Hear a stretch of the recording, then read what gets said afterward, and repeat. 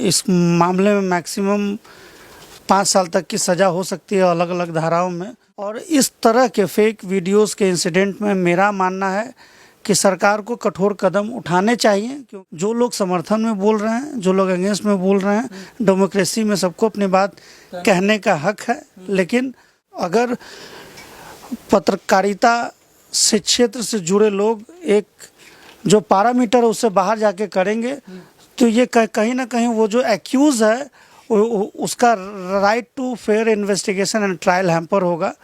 कि अरेस्टिंग पहले वाले केसेस में हुई है। पुलिस इस मामले में भी गहराई से मामले की जांच कर रही है। सरकार इस मामले को लेकर बहुत संजीदा है। मुझे लगता है कि अगर ये फेक वीडियो का मामला सत्य है तो बहुत कठोर कार्रवाई होनी चाहिए, क्योंकि मतलब कि सत्य की जीत होगी, सत्य परेशान हो सकता है, पराजित नहीं हो सकता। बिल्कुल, इसलिए थोड़ा सा कानून और सिस्टम पे फेथ रखें, जो सच है वो सामने आए। जो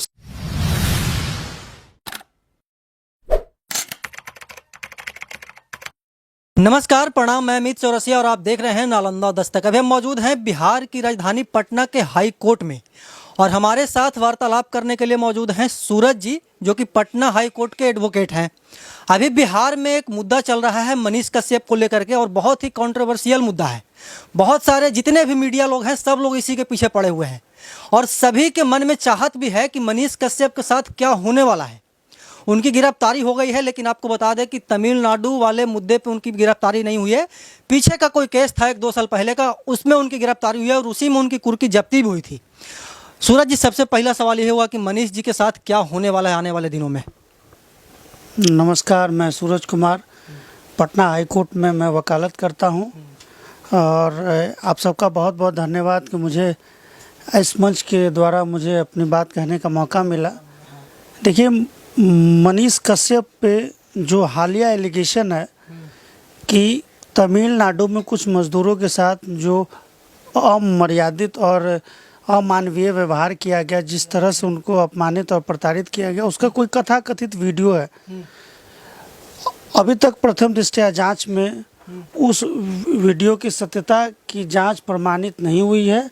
हालांकि ये जो इलेक्ट्रॉनिक मीडिया उसमें ये है कि ये वो वीडियो फेक है, लेकिन अभी तक टिल डेट किसी लैब का कोई सर्टिफिकेट नहीं है, कोई प्रमाण पत्र नहीं है जिससे ये कहा जाए कि वो पर्टिकुलर वीडियो जो कथाकथित तौर पे कहा जा रहा है कि मनीष कश्यप के द्वारा वायरल किया गया, वो फेक ही है। फिलहाल यही है। उनके ऊपर इस मामले से पहले और भी कुछ केसेस हैं। हमारी जानकारी जहाँ तक है उनकी अरेस्टिंग पहले वाले केसेस में हुई है। पुलिस इस मामले में भी गहराई से मामले की जांच कर रही है और मुझे उम्मीद है कि इस मामले में कुछ कंक्लूसिव निकल के सामने आएगा। सरकार इस मामले को लेकर बहुत संजीदा है। मुझे लगता है कि अगर ये फेक वीडियो का मामला सत्य है तो बहुत कठोर कार्रवाई होनी चाहिए, क्योंकि फेक वीडियोस के माध्यम से देश में लगातार माहौल ख़राब करने का प्रयास किया जा रहा है और हो भी रहा है। हालिया दिनों में बहुत सारी घटना, कुछ गुजरात की एक आध घटना देख ली जाए, महाराष्ट्र में भी पहले कुछ हुआ था, महाराष्ट्र की घटना देखी जाए, और विशेषकर CAA और NRC वाले कानून के इंसिडेंट में देखा जाएगा कि गलतफहमी का बाजार हर तरफ फैला के ही देश का माहौल ख़राब किया गया है। फिलहाल देखिए, जैसे कि EOU का कहना है और मनीष कश्यप के जितने भी क्या बोलते हैं कि सपोर्टर हों या फिर उनके विरोधी हों, सब लोग ये जानना चाहते हैं कि अगर ये वीडियो की पुष्टि हो जाती है कि सही में मनीष कश्यप नहीं फैलाया है तो क्या होगा उनके साथ, कितना दिन का मतलब कि सज़ा उनको हो सकता है। सबसे पहले तो ये देखने वाली बात होगी कि वो वीडियो फेक है कि नहीं। वीडियो तो फेक है सूरज जी, ये मतलब कि तमाम प्रकार के हम लोग भी जब रिपोर्टिंग करते हैं तो उस वीडियो को कोई रिपोर्टर ही, मतलब कि जो तथाकथित रिपोर्टर हैं वही बनाए थे और वही मलहम पट्टी करके उसको मतलब कि दर्शाने की कोशिश किए थे कि तमिलनाडु में ऐसा हो रहा है। अगर वाकई में EOU को पता चल गया कि ये सत्य है या फिर ऐसा कुछ मनीष कश्यप के द्वारा किया गया है या फिर करवाया गया है, तो फिर क्या होगा उनके साथ। देखिए, सबसे पहले मैं एक लीगल प्रोफेशनल हूँ, लीगल बात करता हूँ। वो वीडियो फेक है कि नहीं ये मीडिया ट्रायल से प्रूफ नहीं होना है।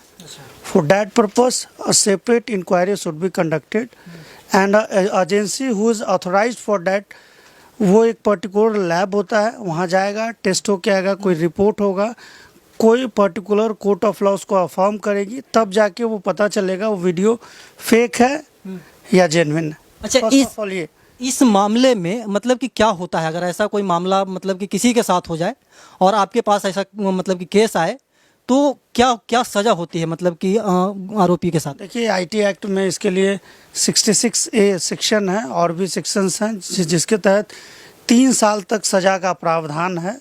आईटी एक्ट में यही है और भी आईपीसी की धाराएं हैं जिसके साथ अटैच होके इस मामले में मैक्सिमम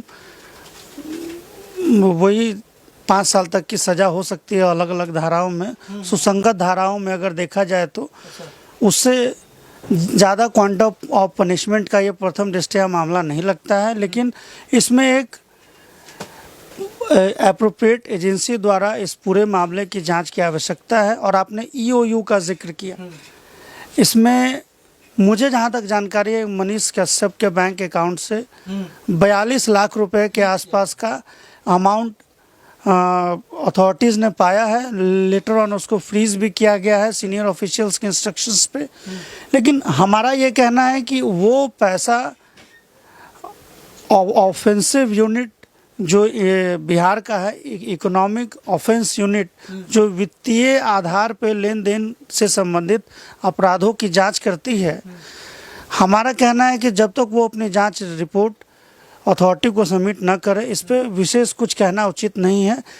किसी भी केस का मीडिया ट्रायल अगर पत्रकारिता से क्षेत्र से जुड़े लोग एक जो पैरामीटर उससे बाहर जाके करेंगे तो ये कहीं ना कहीं वो जो एक्यूज है उसका right to fair investigation and trial hamper होगा। सो जो काम जांच एजेंसियों को करनी चाहिए वो उन पे छोड़ देना चाहिए। और इस मामले का हम ये नहीं कहते, इस मामले में पत्रकारिता को अपना रोल निभाना चाहिए, लेकिन it should be fair, biased ना हो, कहीं से ऐसा ना हो कि आरोपी का जो ये अधिकार है वो कहीं ना कहीं से हैम्पर हो।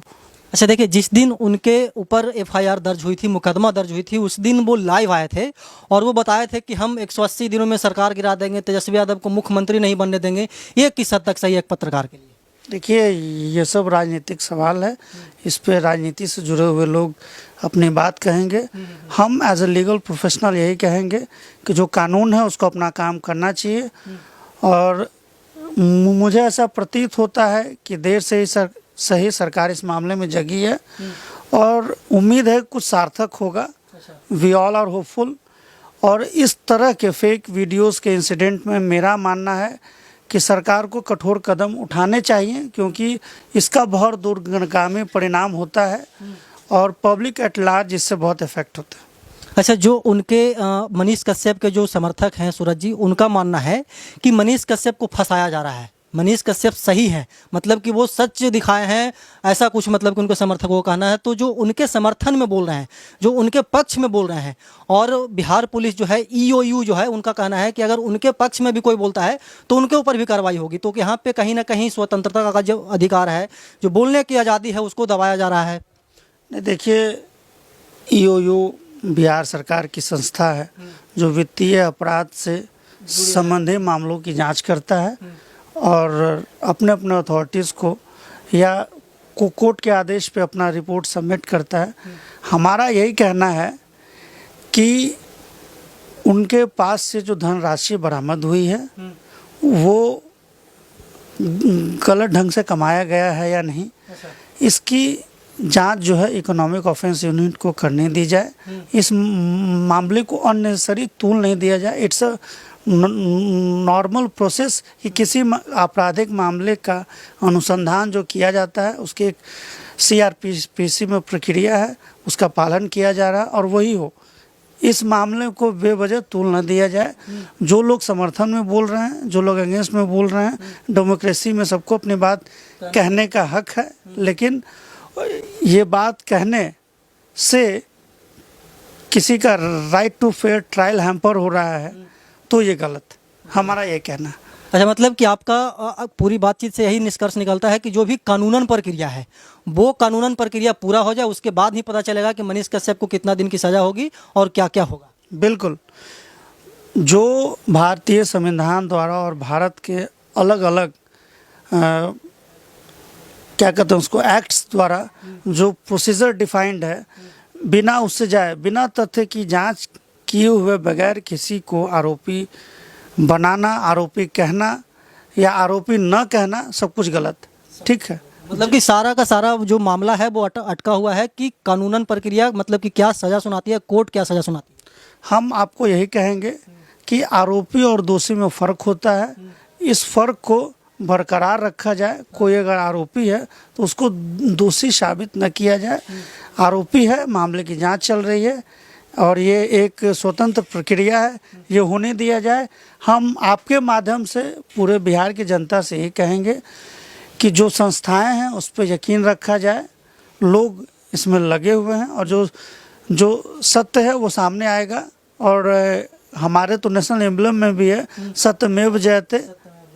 मतलब कि सत्य की जीत होगी, सत्य परेशान हो सकता है, पराजित नहीं हो सकता। बिल्कुल, इसलिए थोड़ा सा कानून और सिस्टम पे फेथ रखें, जो सच है वो सामने आएगा। जो सच है वो सामने आएगा। और मनीष कश्यप के से लगातार पूछताछ की जा रही है, 14 दिनों के लिए शायद रिमांड पे भी लिया गया है और ईओयू उनसे पूछताछ कर रही है। हम इस खबर पे आपको आगे भी अपडेट देते रहेंगे। हालांकि सूरज कुमार जी का कहना है कि उनके ऊपर जो भी होगा वो पूरा जो मतलब कि जांच चल रहा है उसके बाद ही पता चलेगा।